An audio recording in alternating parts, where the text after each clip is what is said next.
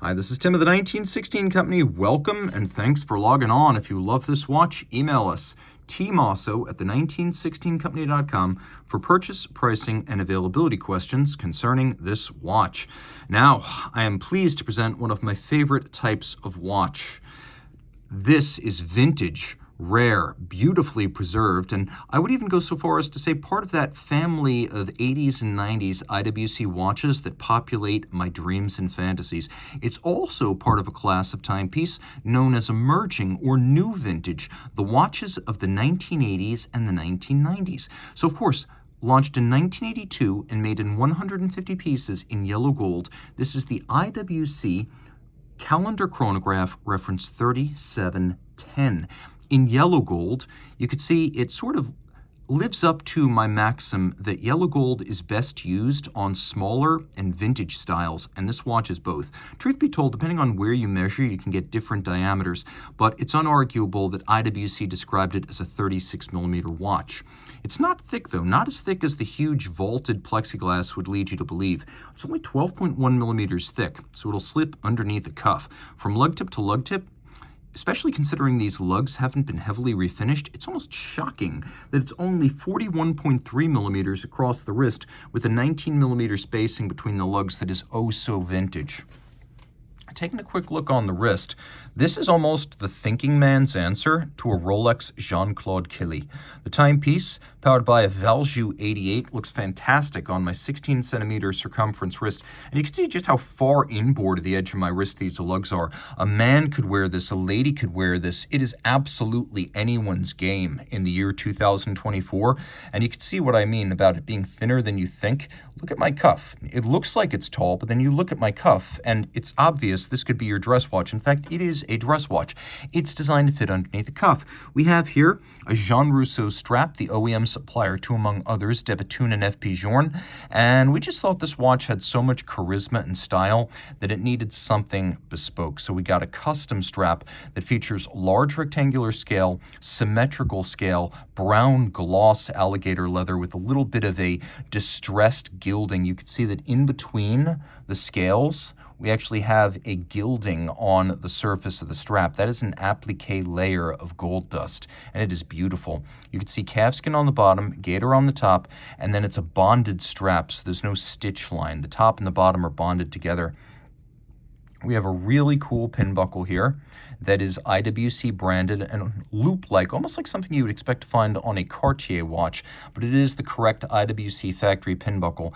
And you can see how shockingly sharp these pre-1995 hallmarks are. Everything about this watch remains sharp. That's why we haven't refinished it. You can see there's a little dent from someone playing with a strap tool once upon a time. You could see that there are some small marks on the bezel. You could see that if you turn the case back over, there's some little marks that the watch was set down on a table at some point.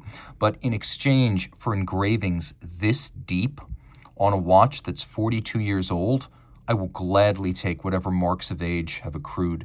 You can also see that this watch is so comparatively untouched that the famed Bascuriale tarnish has manifested in certain portions of the case, particularly where there is no skin contact around the pusher adjusters. So this is a remarkably intact watch that may never have been refinished. The timepiece has an incredibly sharp bezel. You can see the lug hoods feature a circular satin as polish and profile. While these might look like they're pushers you can operate with your fingers, you could see that you do need a pusher tool to operate them. And they're a little bit quirky. This one operates the day and the month. This one right here operates the date and the moon phase. There is an enormous plexiglass over the dial, and that is because on IWC complicated watches from the 80s that had very tall stacks of hands, oftentimes the clearance of a plexi was necessary because synthetic sapphire manufacture at the time could not easily be adapted to these huge vaulted forms.